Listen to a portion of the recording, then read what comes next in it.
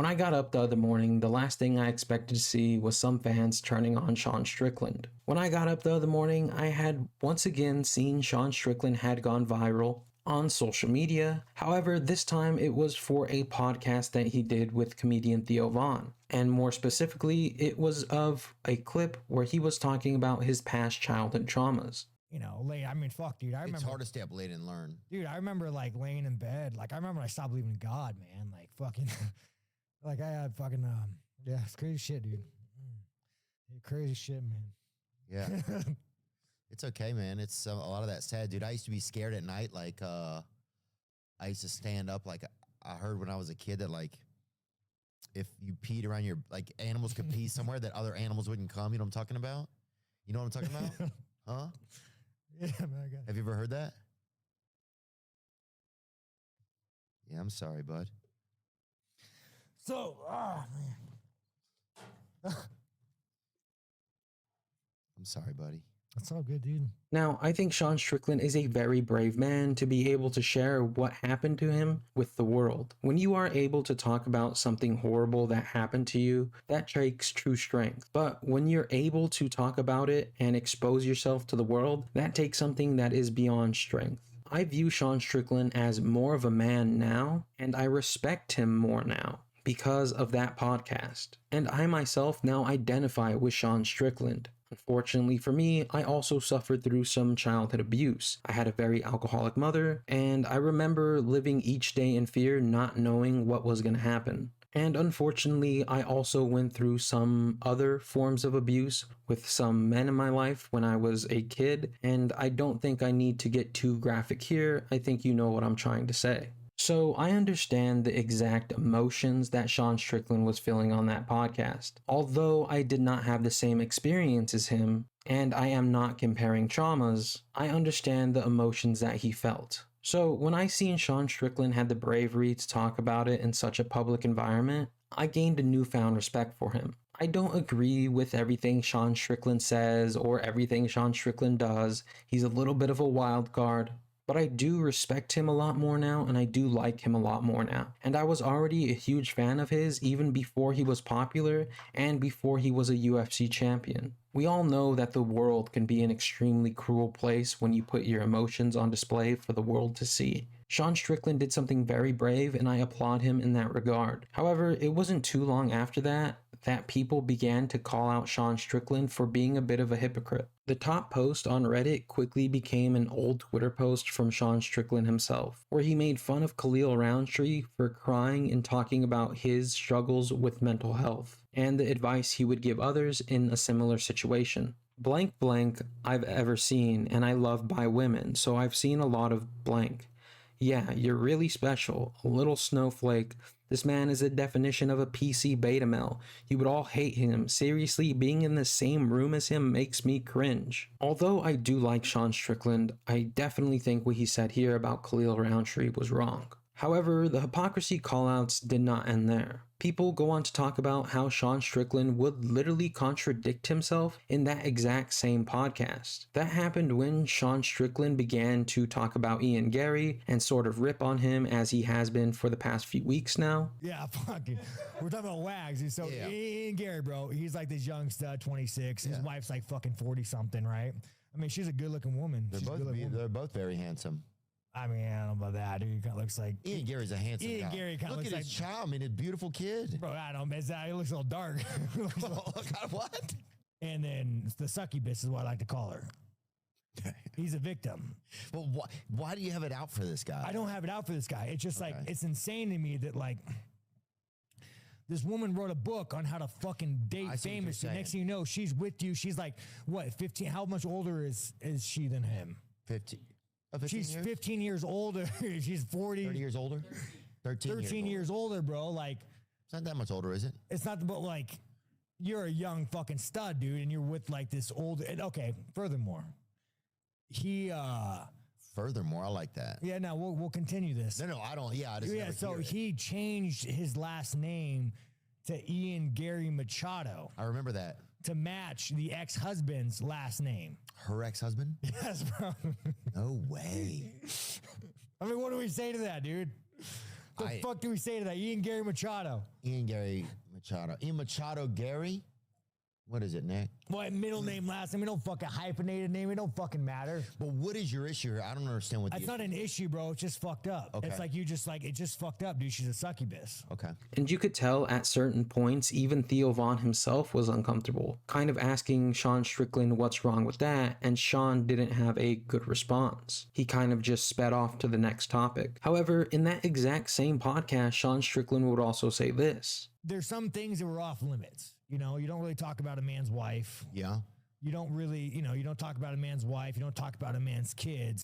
And a lot of people began to call out Sean Strickland for his hypocrisy on this as well. And after all, he had just made a video talking about Ian Garry and his wife that went viral not that long ago.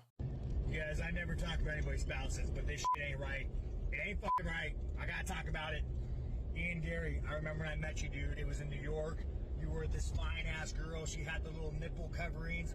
We all fucking seen it, right? Everybody fucking seen it. But I remember thinking to myself, there ain't something right about that girl. There's something about that woman that ain't fucking right. The way she walked, the way she looked, the way she talked. I knew it. Now I'm finding out you're 26, she's fucking 40, the ex-fucking husband lives with you, you took the last name, motherfucker, she wrote a book on how to be a WAG. I didn't know what a WAG was until now, dude. This shit ain't right, dude. She's a succubus. And then he goes on Theo Von's podcast and talks about how you should never talk about anybody's wife or kids, how it's off limits. Ian Garry also himself commented on this matter for Sean Strickland, how the tables have turned. You dish it out in the lowest, most vile manner, but can't take a pinch. You attacked my wife insistently and obsessively, calling her a pedophile. It's clear to see your childhood trauma showing. You claimed you were giving me advice before. Well, now it's my turn to return the favor. You should shut your mouth and focus on the mirror because you have enough serious issues you need to solve. I wish you all the best with them. Don't ever project your pain onto me and family again. Happy New Year. And to be honest, Ian Garry does genuinely have a point there. Keep in mind, I am not picking sides. I am not saying that either man is right or either man is wrong. And after doing a little digging and research of my own, I come to find out that a lot of the stuff that Sean Strickland said about Ian Garry and his wife just were blatant lies. He talks about how Ian Garry's wife is older. That is true. Ian Garry, I believe, is 26 years old and his wife is 40 years old. However, there's nothing wrong with falling in love and dating an older woman. He talks about how she wrote a book on how to be a WAG. Sean Strickland talks about how she wrote a book on how to be a WAG, and that is true. She did write a book on how to be a WAG. However, the book is completely satire. I believe it's only like 11 pages or something like that. It was meant to be written to make fun of WAGs. It was a book she wrote when she was covering the sport of football or soccer. He talks about how Ian Garry Machado changed his last name to match the ex-husband's last name, but that wasn't true either. And this was actually covered by John Anik and Megan O'Leary themselves, when Ian Garry had kind of changed his name. Name change for Ian Machado Garry late in the week. What can you tell us on that? Yeah, that's correct. His wife, Layla, is Brazilian, and Machado was her last name. She has a son who also has Machado in his name. And now that she is expecting a child with Garry, they wanted to make sure the brothers had a name in common so that they felt they were all one big family with co-parenting. So they all added it to their name so that no one feels left out. Very nice. I know I've got a lot to learn, right? But my wife is pregnant. We're expecting at the end of the year. Dana, Mick, Sean, line them up, I'll knock them out. And by the time I'm done with this division, everybody is going to be calling me Daddy. He said that the ex-husband lives with them, but that wasn't true either. Now, the ex-husband is Ian Garry's nutritionist, and I do find that just a tad bit weird. However, it's clearly working for Ian Garry. The dude's undefeated, he's doing better each and every single fight, and I believe the ex-husband does hang around Ian Garry sometimes, but that's because he is his nutritionist, and they travel together. But I don't think anything weird is going on. Keep in mind, this video is not in defense of Ian Garry. Ian Garry has done some messed up stuff himself, like putting Geoff Neal's mugshot on a t-shirt. However, I think we can all agree that Ian Garry did not deserve to have lies and misinformation spread about him and his wife. And not on top of that, the worst lies and the worst misinformation you could possibly spread about somebody. This, in my opinion, is very wrong, and it's something I am definitely disappointed in Sean Strickland for doing. Ian Garry's reputation is never going to be the same. It will be irreparably damaged by that misinformation that Sean Strickland has spread forever. If you go look at any Ian Garry post that he makes, or somebody else makes a post about Ian Garry, you read the comments and you will see what I'm talking about. It's just people trashing on the dude because of the lies and misinformation that Sean Strickland has spread. And keep in mind, I have found some of the stuff people said about Ian Garry pretty funny. And I'm guilty of laughing at Ian Garry. I seen this photo the other day and I nearly died laughing. However, it doesn't make it any less wrong. People also pointed out the fact that Sean Strickland made fun of a fighter who literally got hit by a bus and died. Brazilian fighter got hit by a fucking bus and died. No one gave a fuck about that guy. When I read it, I was like, God damn, dude, if you can't dodge your bus, that's why you're not in the UFC. That was my first joke when I read that, and I stand by it. It's fucking hilarious. Some people even pointed out the fact that Sean Strickland kind of said some weird stuff about hitting children on Brendan Schwab's podcast. Americans, you guys are just soft motherfuckers. You gotta get hit by your family more. We need to bring back alcoholism, maybe some drug abuse. Be good for you guys. Just toughen them up. Yeah, dude, yeah. Look at like You grew up tough. Yeah, That's why you have that perspective. I mean, you know, you fucking dodge a couple beer bottles and you're a fucking kid. You harden up. I'm not saying that the world will be a better place with more of me, but you guys need to get hit by your dads a little bit more. Not even hit, not discipline. You guys don't need to be like, I didn't take out the trash, hit.